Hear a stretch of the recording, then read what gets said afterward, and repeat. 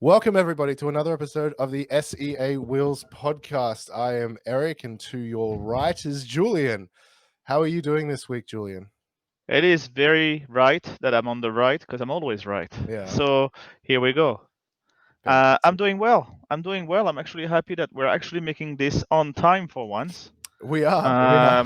We are. It's been a few weeks that we've struggled for different sex reasons, but yeah, it's just sex appointments. Sex appointments. So how's that pump working now, Eric? You have to be a bit more specific. To get your sexual life back on track. The pump. Yes, it's You finally got it installed. yeah. I'm just totally lost on that one. I don't know. I'm a bit Uh, drunk, so I'm sorry. I'm trying to. I'm playing catch up. I have my flavored water, so yeah. Ah, there you go. There you go. Ah, You need wonderful. this. So yeah, it's actually we did a podcast earlier this week, and it was good to actually podcast again. But now, here we are again, and I'm a bit lost for what we're supposed to talk about. Yeah, well, I we've think, got nothing to talk about, but that's why again, it's coming back to being a catch up, right? yeah, I mean that's what it Um, is. and that's what's really the interesting bit. So as I said earlier on in discussing with you, I watched a lot of Chris Harris. It seems that he's kind of coming back also to YouTube. I still Yeah, can't he's figure out what the channel or what if it's his old channel or not. But yeah, just seeing him a bit more present on YouTube has been really a delight. he's really been doing the rounds with the podcasts because he did like Yeah. Johnny Smith, and then he did Remove Before Race, and he did Car Yep. Throttle. Yep. So it's been really really good to hear him talk. It was a bit like listening to Gordon Murray talk, because Gordon Murray Mm. and Chris Harris, I think these are two people that we really resonate well with because um you know they've they have the same love for French shit. Oh, the French nuggets. Yeah, they Yeah. do. I mean, it's not only this. I mean, Chris Harris has an M5. I just sent my 5 series, so the E28. I just sent it to the garage for a bit of a revision, and also, checking around whether I can get an S38 B38, which is the V8, the M5 V8 from the E34 M5, yeah, 5 series. Um, just to see if I can transplant that into the Are you car. actually thinking of doing another engine swap? Yes. For real? Yeah. I'm shopping around for it. I think I'm just gonna keep that one. As I said during the last podcast, I think I'm gonna let the Mazda go. Because I find that the Mazda it's just not practical, and there's very little cases when I can actually use it. And since I'm so well, I have so many other things in my life, I just can't use it. I don't Yeah. have the time. So it's not like I'm me where I can actually have 1,000 cars and then use them and put miles on them because I want to go around in circle. I don't have time for that. Mm, I don't have enough money to have time for that, to be honest, yeah. because I'd love to be doing this. But yeah, no. Coming back to this, yeah, I want a bit more power on the on the 5 series. You've been able to break it loose, haven't you? Oh yeah, easily. But I want to make it even easier to break it loose. Okay. Yeah. So, but you're gonna have to do. How's the gearbox gonna be? How's the driveline gonna be? Yeah, well, this is what I'm How's the finding out drift gonna now. be? I'm adding up the numbers. I'm seeing what options there are here. Ideally, I can find a crashed one that the whole drivetrain is available for, Yeah. and then just swap it in. That's it. Yeah, the gearbox. Actually, the engine is not the most expensive or most difficult thing to find in Thailand. It's the rest that's difficult to find. The gearbox that will take it, because the gearbox I have right now won't take it. Yeah. So yeah, it's all of this. I'm just exploring options. I'm not saying this is what I'm gonna do, but it is definitely where I would like to go. Yeah, yeah, yeah, It might be the normal V8, whatever. There's a lot of V8s here, BMW V8s from the X5, the old ones, yeah, that I can recycle. But again, the real problem is actually not necessarily a bigger engine. Um, the problem is, yeah, is the gearbox, the drivetrain, the rest of the drivetrain. Well, actually, I would say the gearbox itself, because I yeah, really want to keep it manual, yeah. and that might not be that easy. I don't know. You could probably get it done. Like you might find that there's another box that you can get, like the No, stupid. it's just that it's not easy to find in Thailand. I mean, Mm, yeah, there's a lot of swaps that you can do where you can actually get the 350 or the 370Z manual gearbox, but there's only like you know tens of them here. yeah, or even a super That gearbox might would be, work. yeah, but that's even rare Okay. than anything else. It's just so just need to find this. Yeah, so this is what I'm exploring at the moment, Yeah, yeah, because yeah. I love that car. I just love the look of it. I just love the comfort of it. I love driving it. Um, Well, this is and it's another. coming back to the little nuggets, coming back to Yeah, Chris yeah. Harris, I right? was To about to say this is very similar to the whole Chris Harris thing because even he's got an E28 M5, and that's the one he just says he'll never sell. He just keeps Yeah, refurbishing I it, mean, one of refurbishing. those that he will never sell. Yeah, yeah, Mm, definitely. But his interest in is just unbelievable. The interest he has in cars, and mm, and and I like the way that he's very reasonable in mm. the way he has also owns his cars. It's not just it doesn't need to have the ultimate fastest everything. He's actually quite reasonable when it comes to it. Yeah, But for him, the fun factor is the important one. And that's where, again, what you were saying is very right. That Gordon Murray linked to it, add lightness. yeah, It's coming back to what we love the most, which is one of, for me anyway, the most fun driving experience I've ever had was with a Fiat Abarth, yeah. because it's just fun. It's It is. because you can use 60% of it every day on your commute to work. Yeah, You're like, oh, a roundabout. Actually, you're like, I will plan my trip to and back from work, um, around roundabouts. You like just put your foot in, just, and the it's funny just thing. fun. The funny thing. I remember when I had my bath, it was the wet Mm. because it was so light. You'd try and launch it in the wet, and it's just going hopping around. And I remember a mutual friend of ours, Charles. He had a 370Z at the time, and we went through what's it called, Putty Road, Mm. coming back from Newcastle one time. We said, "Oh, well, let's swap cars." What is that? Something's falling in my apartment. Let's swap cars, and let's swap cars and see what they're like. So I took the 370Z around, and reality was you get no sensation of speed from that thing. Yeah, It because was weird again, because I was just like, all right, big long straight road, let's put the foot down.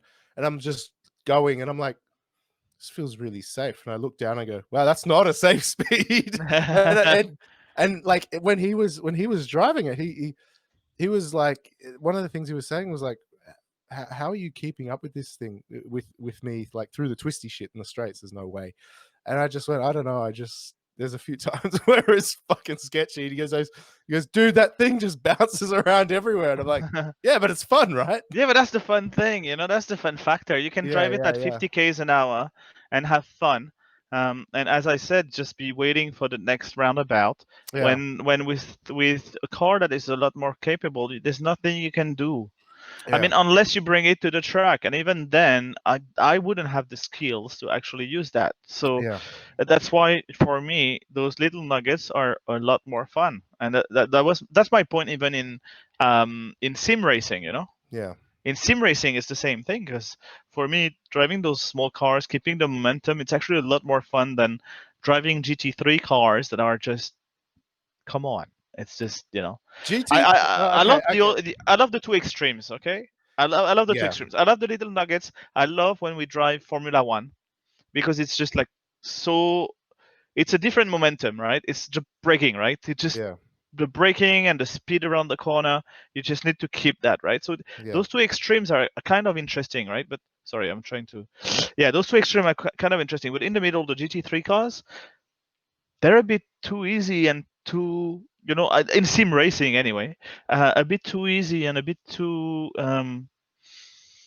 yeah, neutral, forgiving. I mean, when you play Assetto Corsa and you play the Lamborghini Countach, the whatever 20 or 30 or whatever 40 years, I think 30 years edition Yeah. anyway. Yeah.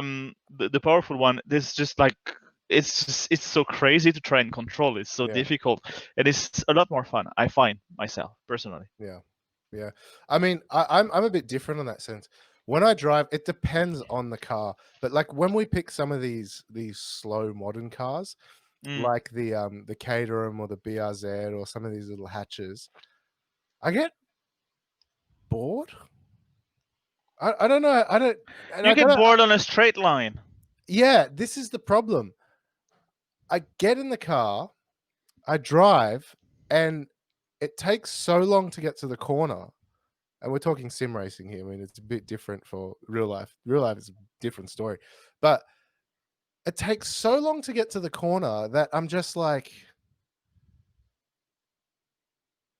I start daydreaming, just like I did then, and and then I'm like, oh fuck, there's a corner. So I just inevitably fuck the corner up because I'm just like, okay, I'm in top gear and yeah, well, what am I doing? I'll have a drink and oh shit, corner. It's but when I'm Hmm. driving in like an F1 car or a downforce car, I'm just like, bang, there's a corner. You really want to hit. You really want to get to the corner. Yeah, and And then the don't get me GT wrong, it's cars very is what's gratifying, but challenging for me because it is that nice in between of speed, like really speed racing to those corners, and then having to keep that speed through the corner because they are it's they it's are too forgiving for me. This is what then I'm saying. well, they're not as stable as the downforce cars. I mean, yeah, they got downforce, but they're not as stable as like full on Yeah, downforce design they're in cars. between. So They're the perfect balance. you really are fighting those cars. For me, at They, least, that's hmm, my take on it.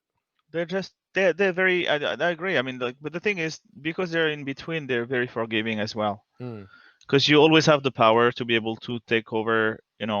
If you fuck up a corner. Whereas when you're in a slow car, if you rub off, too much of the speed on the corner, that's it. yeah. It's gone. For the next straight, you're just paying the price Is for this it, in the right? slow cars? I find that in the In the GT small cars, it's cars, the same problem too. in the small cars. Yeah, yeah, In GT3 cars, it's a bit more forgiving because again, you've got more speed, you've got more power, you've got all of that. yeah. And then in Formula One cars, it's less forgiving because you Mm, really have to time it properly all the time. yeah, And yeah, yeah. it's mostly about the braking distance, and then when you can start to reaccelerate, like give it the bins. And I've been a bit salty about fucking F1 2020 because the tires you can just slide them up so quickly, and then you've got absolutely no grip. It's like driving on ice. Mm. Yeah, I mean, dude, like when I was playing it, I was really like the tires are great, and then suddenly I couldn't take any corner. Yeah, that's it. Yeah, Yeah, the tire degradation is fucking real in that game. yeah. I don't know if it's realistic, but definitely it Yeah, is real. Yeah. yeah, yeah. I fucking love it. I I want to really play. I want to fucking play. Let's get online and play. yeah. We should do it. I mean, I've been Mm. thinking about how to do it, but I think I've got like a technical problem where my computer like blue screens of death when I try to launch it while streaming. Oh, I thought it was just because you were dumb. Okay, cool. That's a factor as well. No, no, no, no. I'm sorry. I shouldn't say that. It's not true. I don't mean it anyway. But yeah. So let's talk about Bahrain. I know Uh, nothing. I've not paid attention at all. no, I've the been Bahrain is an interesting track. yeah, yeah. What I like is Raikkonen won, no, he's on the podium there like 8 times, I think it was. So it's always good to have Raikkonen in there, right? Hmm. It's one of his favorite tracks, I guess. Even though he says it's boring after the first corner or the second Yeah, corner. yeah, yeah, yeah, The yeah. first corner, yeah, the first and second corners are interesting. The rest is shit, I think he said about this. Yeah, yeah, But yeah. he's like really successful here. Um, yeah, the thing is, because we're at that track a lot later Mm, in the year, it's actually the temperatures are a lot colder, which is a bit of a pity because Reynolds seems to be really good in hot weather. yeah, And so therefore that's not going to be a plus for them, because the third place fight is yeah, really, really interesting between Ferrari, Renault, Racing Point, McLaren. They're really like, any of them could take it over the next three races, and they all want it. And yeah, the yeah. difference seems to be about 12 million USD. You know, What do you um, mean? Like the development cost? no, no, no. What they would get as prize to get the third place. Yeah, yeah, yeah, It's up 12 million USD, which is, I mean, it makes a difference, right? 12 million USD. I know it would make a difference in my life. yeah. Yeah, but fuck yeah, it would. So, yeah, so there we are. There we are. So Interesting. what happened to Albon? I was scrolling through Instagram before the podcast, and I saw this giant. I saw a crashed Red Albon Bull. lost Yeah, it. I think he had a first and second good sector on that lap, yeah, and it's really the last. So it's the last nine. uh, Is it a 90 degrees? I think it's a bit less than 90 degrees. But anyway, you have the back straight, and then that right, which is the yeah, last corner yeah, before you get to the finish line. And he actually put both, well, actually the whole car onto the turn. He just overshot it, yeah, and then he just kept his foot in, and then the car went on one side, yeah. which he tried to correct, but it just went on the other side, and he lost it. Yeah, I mean, it's Uh, probably like, I mean, I can sort of see why he probably kept his foot in. I mean, I haven't seen the footage yet, but I imagine keep your foot in to spin to loop the car. Um, he would was way overshooting it. He should have just said, okay, that's it. I messed that corner up. yeah, yeah, yeah. Let's just try to take it on a different line, maybe a different Okay. set of tires. But why? Why? I just don't understand why Albon is given what seems to be, to me, excuses to continue. Yeah, I don't think they have much choices anyway. If they want to get rid of Albon, it seems when you look around that they don't really have anybody in their program to actually replace yeah. Albon. They were very clear that they don't want Gasly back. Keep going. I need to Um, refill. yeah, me too. Um, so they don't really want to have Gasly back. And I think Gasly is like really great where he is at AlphaTauri, and that's where he should stay before he moves on to another team. Because I believe that the Red Bull program, as much as it is very positive in bringing drivers up to Formula One or growing them to Formula One, Yeah, it's also very toxic. It is toxic because when you have a driver like Max Verstappen that you want to idolize and keep at all costs, you just develop the car only for them and not for the rest. yeah. So the Red Bull is always gonna have that problem. I think they should just look outside. They should look at either Nico Hulkenberg or Well, Perez. Nico Hulkenberg actually said he's stopped all discussions with other teams. Yeah, he said it went dead. It went quiet. Yeah. So I think everybody wants to have Nico Hulkenberg and Yeah, but Perez Sophie. also would be good. Perez is without a seat as well, and I mean, you look at the last race. He's second. He's, taking the opportunity there. He's a great driver. He's really extremely good with the tires. It seems, at least that's what we can see from him as a Yeah, the last pattern. couple of races. Yeah, Um, Not only the last couple of races, he's always been very kind to his tires, actually. So very quick and kind to the tires. And yeah, it will be Ross Brawn actually himself said it would be a pity to lose him on the grid. yeah. So it's pretty good testament of how good that guy is, right? Um, but I I'm not sure who they can line up against. But yeah, when Jacques Villeneuve says that the only reason why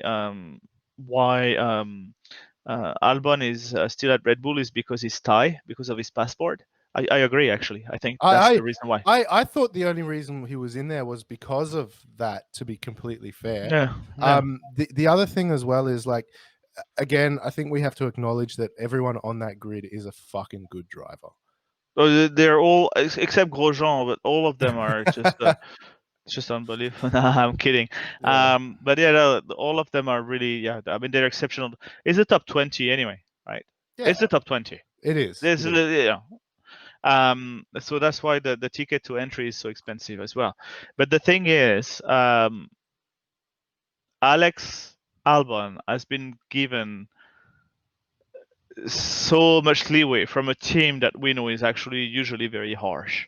So unless they're just telling us, okay, we're just changing our philosophy, our strategy, and we want to support, a driver to the end. We've seen that, yeah, developing a car for one driver who is, once in a generation type driver Yeah, with Verstappen, um, just means that we'll never get anyway somebody good enough next to him. yeah, So we're happy to settle with, second rank sort of driver, um, at least compared to Verstappen.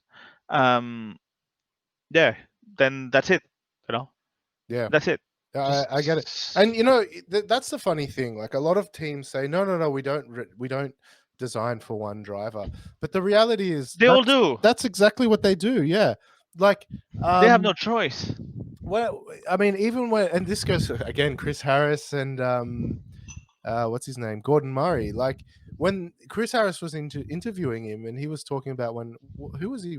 I can't remember who he was designing for, but he was saying, yeah, I mean, you definitely do basically build the car around your number one driver. Yeah, Um, and all this and you stuff, try to get another driver whose driving style is comparable. yeah, The only thing, and the only thing is that on the grid today, you don't have that. When you look at Ferrari, Leclerc, and Vettel's style of driving is very different. yeah, they're Um, unlike each other. just look at the line that they take. Mm, The two cars on the same corner are just, I mean, the two drivers on the same corner are just driving very different. exactly. And it's fine. It's not necessarily a problem. Um, you know, um, someone like Leclerc will kind of bring the car, flick it, drift it, and go. Vettel will go V-shape, so he will brake later, slow down more, but get from further behind, like further Yeah, into the corner, get more distance to reaccelerate and go yeah, faster, yeah, which are two different driving techniques, which all of them have. But the thing is, for Leclerc, you definitely need, because you want to, he drifts the car a bit more. You don't need a very planted back end. For Vettel, you need a very planted back end. yeah, So you have to make a choice. You just can't do both, yeah. because Because the it's way not only the aero, it's also the setup of the suspension, it's the whole research, the whole fundamentals and philosophy of the car that is yeah, I different. mean, I think Vettel needs. I think the way that, and I think this is very much the way the Red Bull is set up as well. Vettel, I think he needs a high downforce car in the rear with like, they don't have sway bars, but you know what I mean. Like, Planted car. yeah, yeah, It's not only the aero. It's also, yeah, just the suspension. Everything, yeah, comes to this. Everything comes into play. You saw again, like we talked about this during the last podcast, right? Verstappen was driving, and that's the only reason, and that's why everybody was asking, how come how come Albon was so close to Verstappen? Just one yeah, place behind yeah, yeah, Verstappen. Verstappen had his front wing unequal, right? So he had 1 degree yeah, angle and yeah, 7 degree yeah. angle on the other side. And this changes everything. It does. It So really can you does. imagine the design of the whole philosophy of the car, how much influence it has on how you can get there? And that's why kudos to Vettel to be able to, during Turkey, bring the car to third place, because seriously, he's driving a car that is really not adapted to his style in extremely difficult conditions. Yeah, and that's where, like, when people talk about, oh, put Verstappen in Hamilton's car and see what he does. I don't think he'd go well in Hamilton's car because they're I think totally he would. different. You reckon? Because Yeah, the way that Verstappen drives is just brutal. yeah. It's He fucking brutal. gets the car, but the thing is, he's so smart that he gets the car so right, Yeah. and he'll place the car where it doesn't belong, right? And Well, that is I don't know about that. I think the car is actually very good. no, the I car is definitely I good. think it still It's not yeah, suffers from the snap but oversteer problems it has. Like yeah, yeah, yeah. which is why Albon just fucking constantly loops the thing. Yeah, he loses the thing because the car is not good. The thing is, and the problem is that someone like Verstappen, at least that's my interpretation of it, okay? Yeah, yeah, Is that Verstappen is not able to fit back on this. Because Verstappen, you give him the car, he'll make the most out of it. yeah, He will yeah. not Okay. make a mistake. Well, he'll could do a couple of mistakes, and then that's when you really should ask yourself, your car is really crap. Because if he cannot drive it, that means nobody on earth can. But the thing is, he doesn't know how to. He's not a developer of cars. You know that's also the reason why I stayed with their drivers for so long, because they wanted to develop the car. They wanted the feedback. They wanted Yeah. like an equal base to go from when actually making updates to the car, and that's why perhaps Albon or it actually comes into play then, because he's able to actually give feedback on the car itself, and But I don't and make it know. make I the mean, car faster so that Verstappen can actually even faster. but I like the. I mean, I think that's probably a very fair argument, and that's one of the big things that you do need drivers that can actually feed back. I mean, there's a lot of drivers when we're talking when we're talking drivers that historically, they will stay with the engineers to like. Development drivers, yeah. Well, no, they'll disassemble the car with the engineers, and they Norris does that. yeah, Norris does that. Um, Damn, my phone is going flat. I was checking the stream out. The but I don't. But that's the thing. Like, is Albon really given that much feedback that it's worth keeping him on? The thing is, the guy is like I mean, look at it from a team perspective, right? You've got Yeah, probably the best driver on the grid. yeah, yeah, yeah, So, and the guy inspires also, as just look at it from a sponsorship point of view, yeah, marketing point of view, where it actually helps them, advertisement point of view, yeah, where it actually helps them, right? yeah, Um, and then you just then think, okay, I've got the real talent. I've got not the best car on the grid. Um, that's the only guy that actually can give me podiums, right? yeah. And then you look also and you think about, okay, if that guy goes somewhere else, he's gonna kick us Who, Albon? in the nuts. No, no, thinking Verstappen. All right. Yeah, if it's Verstappen going somewhere else, Yeah, I'm looking at. I'm sorry. I'm actually just watching the Verstappen crash now. Albon is not Sorry, is not Albon gonna crash. Albon crash. is not gonna go anywhere. You know what it was? The curbs are so high. He got. He was Il ceased. est trop petit, mon chéri. He was on the. I'm watching it now. He went a bit wide into the last corner.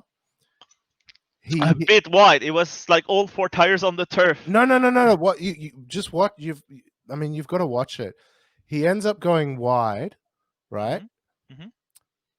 And I can see what's happened. The curbs are actually like the strip, like at the edge of the rumble strip, there's like a hump, and the car basically seesawed on the hump. So when the tires touched back down, like the second side, it just looped it because he lost contact from one wheel, so it just looped. So yeah, I disagree, but I, let's I'm. agree to disagree, and let's agree that I'm right.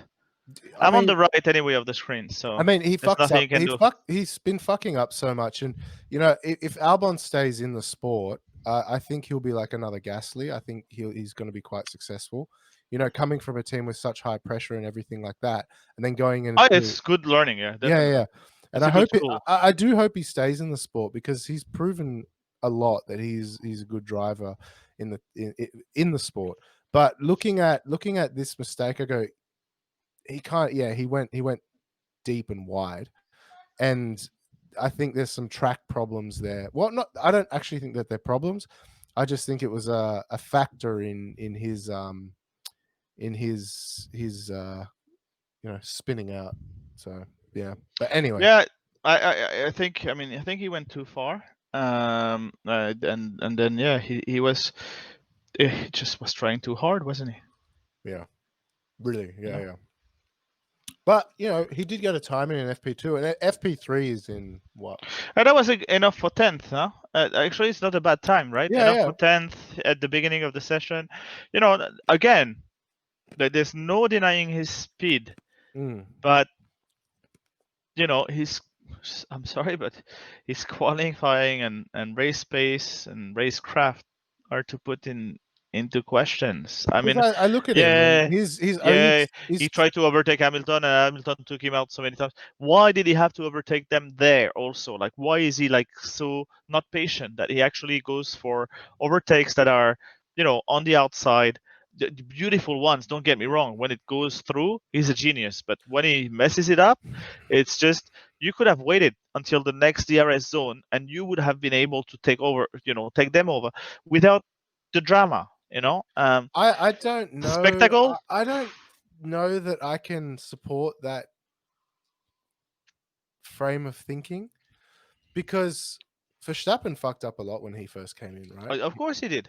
But And then Verstappen everybody said that it was because of his patience, and it's the same thing. but Albon is just doing exactly what Verstappen did and still does, by And the way, so and did so still did does. Gasly. So did Gasly, and Gasly was Yeah. kicked out. Was given the boot after half a season. So this is where it's kind of double standards, and this is why people are starting to ask, and myself included, they're giving him leeway because do they have a change of philosophy? I I don't think so, because they haven't communicated about it. But I think it's the passport. It's the passport. Yeah, I mean, I certainly think, Helmut Marko is somebody that I mean, we look at Adrian Newey and what he does with the team and everything like that. But frankly, I mean, Helmut Marko is calling the shots. I mean, he runs their motorsport, Red Bull's motorsport Well, program. he runs the program, right? So yeah. Yeah. So I mean, I look at that and I think, maybe Helmut Marko is perhaps Getting soft. sorry. Getting soft. I don't know that he's getting soft. He might just have a different philosophy that, like you said, change in philosophy. But Well, it's never. I mean, the guy is what? I don't know how old he is. It's like 60 something. yeah, He's always been operating like this. I mean, yeah, I don't see him at 60 years old, changing his philosophy altogether. I don't just see it as being possible. yeah. Okay. Um, so no, there's something else at play there. Okay. Um, which might be that they've seen that nobody can compare to Verstappen. So let's do the best out of of that situation. I Yeah, don't I want to mean, say a bad situation because obviously Albon, as you said, all those guys in Formula One, they're all talented, and Albon is definitely a very talented driver. It's not, yeah, that's not in question, but I just find that giving more leeway to one rather than the other. They've been really tough on everyone and every driver before, and this time they're just letting him fuck up race after race. Because like there's some videos also saying that in Turkey he proved his worth. I'm sorry, no, he didn't prove his worth in Turkey. He didn't have all the problems that Verstappen had.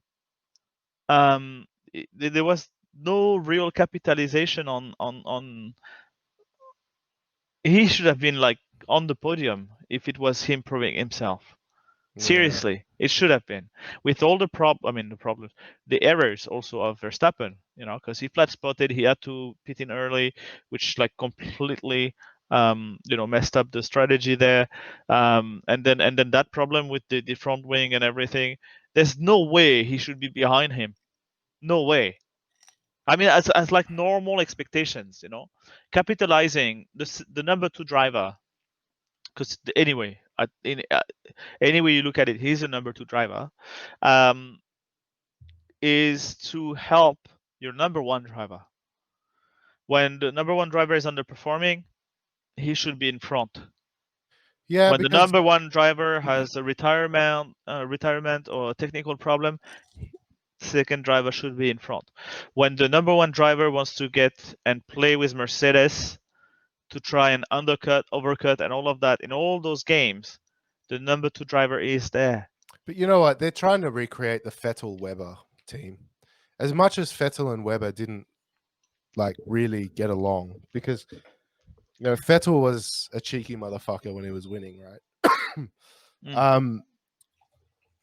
They did have a fucking great team there. Excuse me for a second. No, that's okay. But they really did have a great team, and I don't know what the status of their relationship is now, but honestly, like, I think that's what they're trying to recreate, and I don't think the other thing as well is like it could also be. Sorry, I'm just filling up my drinks, people. So deal with that. But I think it's really hard to create that. I mean, you had the Vettel Weber partnership. Granted, it wasn't, that amicable.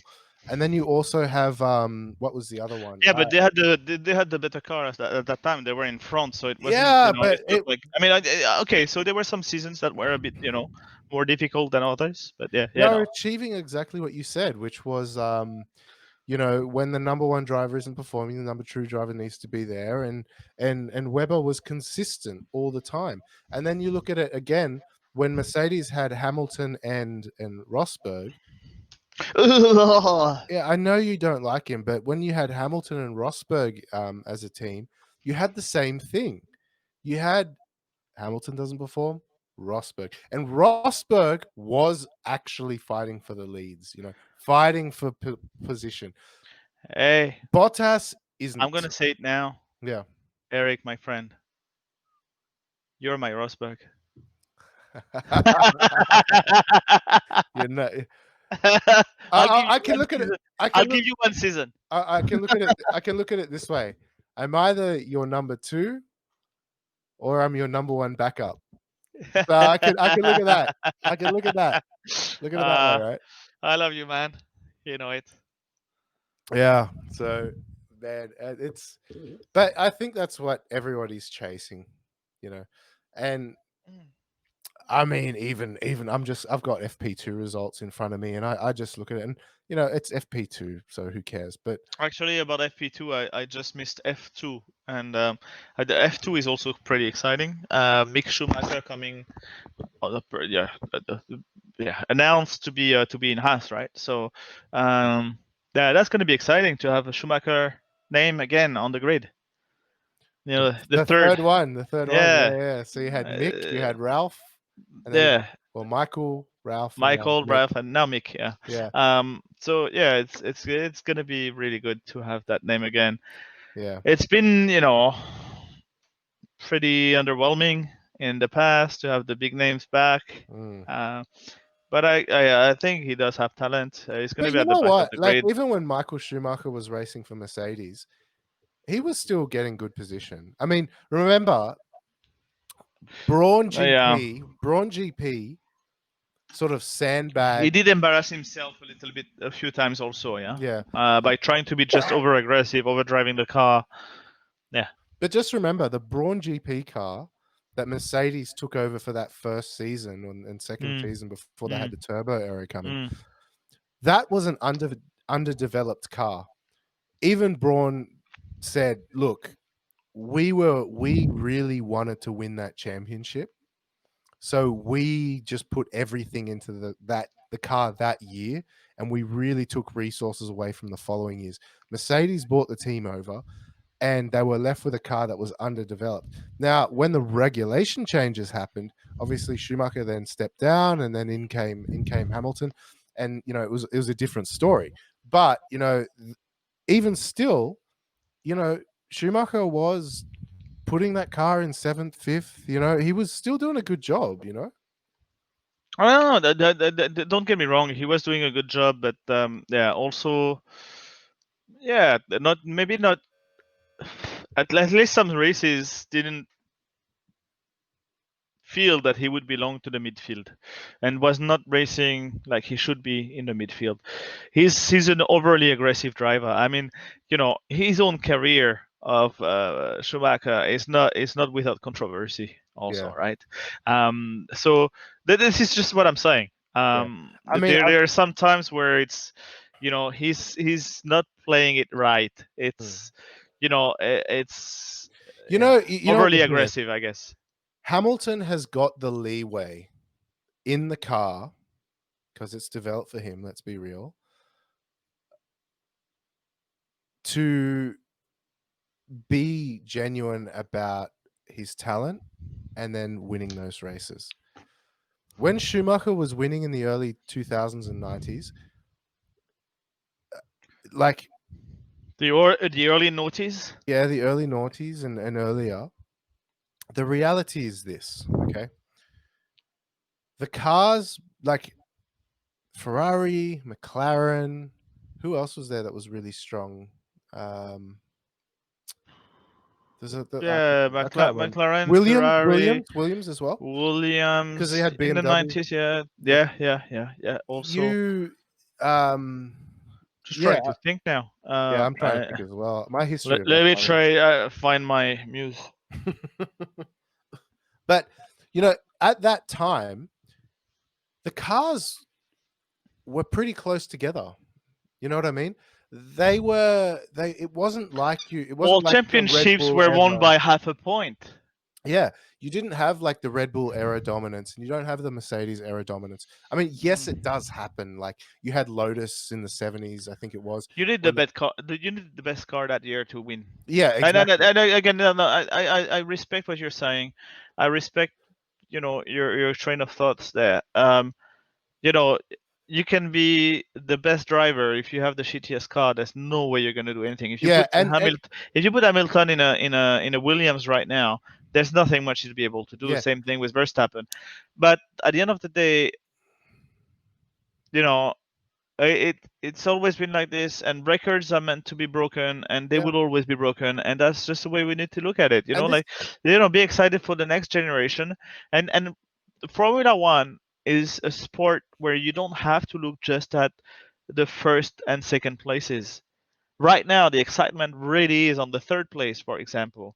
So follow that, because that's a lot more interesting than just following Mercedes winning over and over again, getting first on FP1, FP2, FP3, and then in qualifying. Yes, that can feel like kind of boring, but yeah, it's not the only thing. yeah, exactly. And this is the other thing as well. Like, like this is what I was saying.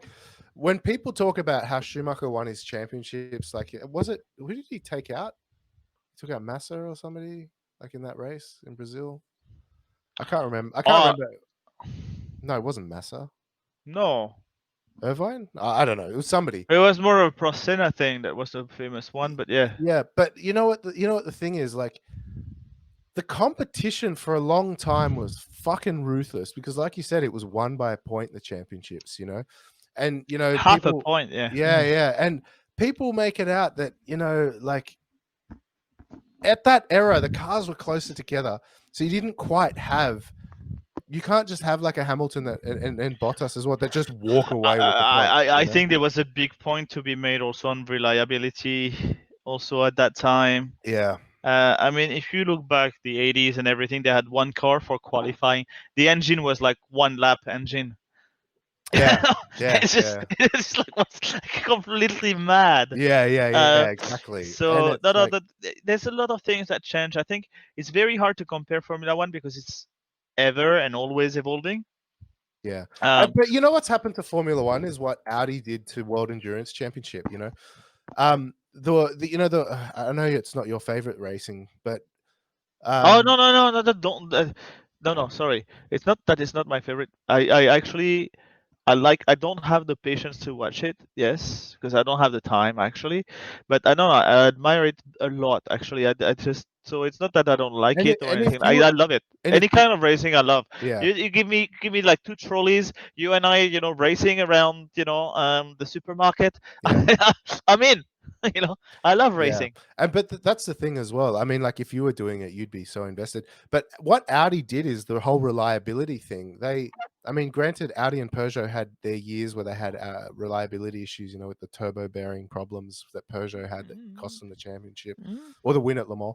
Um, that's the thing that happened with Formula One now is they've built the cars reliable. Like Audi built the cars that said everyone had to catch up to them to the point where a 24-hour race is not a strategy. Well, it definitely is a strategy thing, but they have become 24-hour sprint races where in most of the race you're separated by seconds, not laps. Yeah. And it's the same thing that's happened to Formula One. Oh my god, my light's gone out. But it's the same thing that's happened to Formula One, where uh, it's the same thing that's happened to Formula One, where um, the cars have become like so reliable. They have to limit the amount of engines and all this other shit like that. And you know, Formula One is a sprint race. Yeah. But it's a sprint race based off laps. When we look at GT racing, it's not a. Those are rolling start races. There's no standing starts anymore. They are, Which I think is actually very good. But yeah, anyway, because I they, like they rolling stuff. they basically do. You have an hour and a half. Go for it. See who comes first. That's the way that they operate. And when it comes to all that, like, I really enjoy that, and but I mean, this is coming back to the different types of racing. I'm rambling now, but the main point I wanted to say is, back in the day, Yeah, actually, we're receiving message right now. Why don't you shut the fuck up? you are no, but I mean the From big the one viewer. from the one I No, think we that's got from your mom. from my mom. My mom doesn't even know I have a podcast, man. Let's see how many active viewers we have right now. But the reality is Do this, we have any active viewers? well, one active viewer at the moment. But here's the thing, man. I Like, wonder who that is. The yeah. active viewer, manifest yourself. Send something.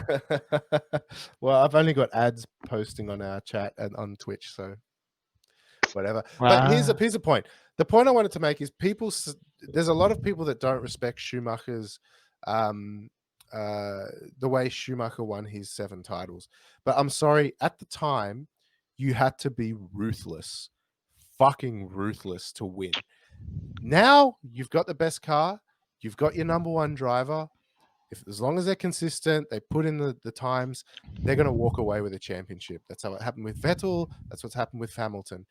So it's the cars have developed in such a way that you didn't get the development right and you don't have the lineup, you're going to be somewhere in the middle. Yeah, agreed.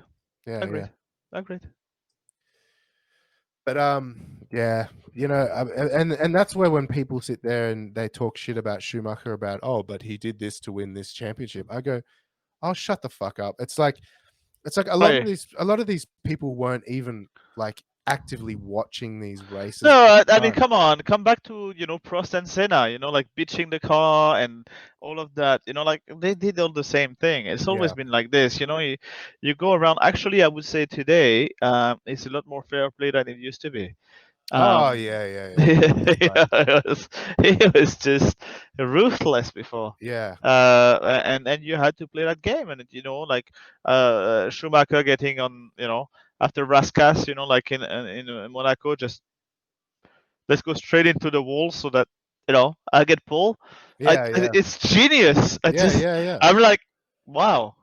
I think it was Reynolds, with whoever was Alonso's co driver at that time, um, crashing on purpose so Alonso would get first place. Just, It was you know Massa, what? wasn't it? It was Massa, wasn't it? No, I don't. No, not that Reynolds. I think it was Di Resta maybe or something like that. Anyway, Okay. um, Oh no, it you're was Renault. Sorry, sorry, sorry. Yeah, yeah, yeah, yeah. it was Reynolds. I'm thinking when he was at Ferrari. So yeah. So yeah, those things, those stories, they exist. They're there, and you know what? That's a legend. But You that's the know? sport. That is Yeah, that's the Formula. sport. That's the thing people You don't know? realize. Formula One is about two things: min-maxing and exploiting the Yeah. rules. That's Exploit. it. No, no, no. Not Formula One.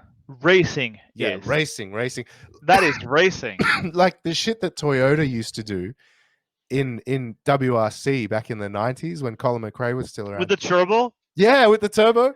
Like, Yeah, and the wastegate and thing, actually, like, the one of the what's his name? A French driver actually he lost his championship. I mean, like like all lost the points. championship for Yeah, yeah, yeah for it. Yeah, that was just genius. I mean, man, look it up, guys. Look it up. Was that yeah, Toyota Celica, the turbo where they were restricted turbos, but then when the wastegate would open, it would actually give them another millimeter where the air could come from yeah. below to just it's just that story is just so good. And And it's they all kind of what, look for the everybody is looking for this. and it's And you know what, that's what we do every day in business as well. yeah, and it's still what happened at Ferrari. You know, Yeah, they of got course. caught. Yeah, they got caught. That were but fuck me. They were burning engine oil to increase the octane of their fuel or something like that to get more Allegedly. power. Nobody Allegedly, knows. yeah, nobody knows.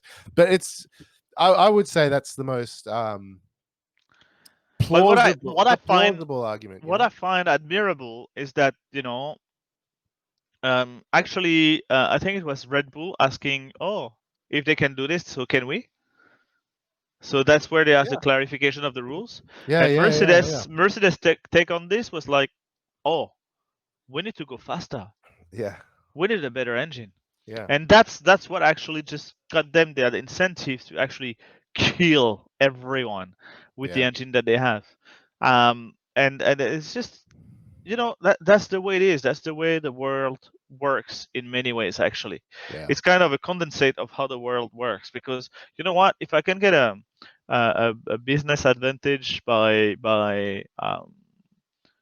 not cheating, I would say I wouldn't say cheating, but working around the parameters that I have on the rules and regulations and all of this, I will, because that's the way it works.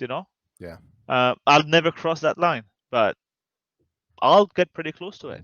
yeah, yeah, and that's That's where we can work, yeah. that's just the way the world works. Yeah, Isn't it? Isn't it profound? Racing has become the analogy of the way the world works. yeah. Right now, this year though, it's like sugar into gasoline, right? Oh yeah. Um, To I create totally agree. ethanol. No, but let's see, let's see. But I hope that talking about this also, a different subject, but the future of F1 is going to be more looking at sustainable fuels, whatever it is, to Yeah, power that engine. yeah. Because You the know, engine today is probably not so relevant you know, to what we're developing or what we need to develop anyway. So the honest truth is, I give zero fucks about that. no, I do I because just I want. don't. I just No, no. don't. The reason that I do is because I want Formula One to go on, and if the all of this is always benefit. It benefits Yeah, designing cars. If the engine is not there, we end up in situations like Red Bull doesn't, without an engine supplier, and the risk of losing another team in F1. yeah, Um, that's why it just needs to be relevant. I'm not saying that it's so. We're not here to save the world. I don't. That's not what I'm saying. yeah, What I'm saying is that we should keep it relevant so that at least it's sustainable for the manufacturers who are investing so much money into developing an engine. That 1.6 liter V6 with the curves and all of that, it's not relevant. yeah. It doesn't translate into real world applications. And Formula One has traditionally been about this. It's racing that we can then translate into what's gonna come to your cars, you know, You know the what? next And day. this is where I do give a shit. Is I need it to be relevant. Like, Yeah, people don't realize how relevant endurance racing is, right? exactly. And it's not the most. When I say it's not the most followed, like, it really isn't. I mean, F1 is F1, but the reality is it's always been relevant. I mean, disc brakes came from there. You know, disc brakes. Come on, that's safety, huge safety thing. But anyway, so much has come from there, even small things. But you know what? When it comes to F1, I look at it and go, no, you need to be at the pinnacle. And at some stage, yes, you need to be relevant. But you're doing races a type of No, but racing that you doesn't cannot necessarily relate to the road. But you here's the cannot other thing. tell them The reason why I am pretty uninterested in where they're going to go with drivetrain technology or sustainability or all the other shit is because I'm waiting for the season where they go unrestricted. Because to me, that's much more fucking interesting because I get to see we talked engineers be about engineers. this. Yeah. We talked I, about I this. get to, I yeah, agree with you. Like we should probably just go, oh, let's deregulate for a couple of years before we go back to regulations because yeah, we're just squeezing it into one direction that might not be the really most relevant one, right? yeah. Because we have all those brilliant engineers that can do like a totally different thing. This I agree with you 100%. But at the same time, you cannot regulate in a way.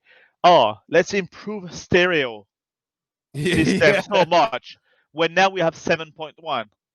Oh, it's You know what I more mean? than that. The Like, the I world mean, the world is on 7.1. They're still on 15-inch rims. They can't get off of this. 13, 13, 13. sorry, 13-inch wheels. They cannot get out of this. You know what I mean? So Yeah. let's go stereo. Let's go. Hey, you know what? Let's push the Walkman to its biggest potential. Yeah. What's the relevance there? Yeah. And so this is where I'd like to see, Formula One not go from Walkman to CD, but to whatever we have now, right? Neuralink, like Yeah, no, I mean Neuralink. there's no iPods anymore, right? Yeah. It's it's like so many generations behind. So this is where I would personally, as a fan of F1, see the relevance there as well of that technology, because Formula One has always been this, that technology, dribbling down to what we get in our cars, Mm. active suspension, the racing that you were saying in endurance, with the disc, the turbo, the brake control, like the ABS, all of this coming one by one. It has to come down to the consumer. Otherwise, it's not relevant. I mean, why would they invest in all those technologies, right? So um, that's what I'd like to see again. And now Eric is gone, and I don't have much to talk about. Oh no, he's back. I'm here. I'm here. You're here.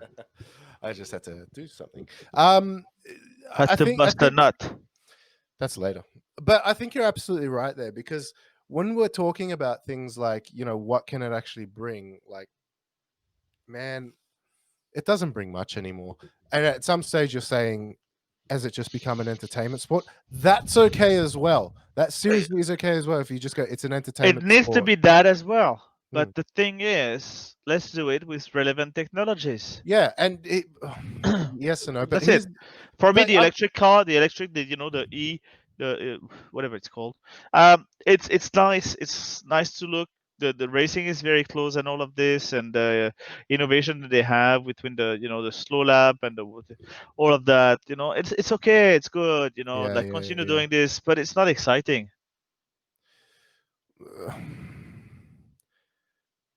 Yeah, I mean, I think Formula E is trying hard.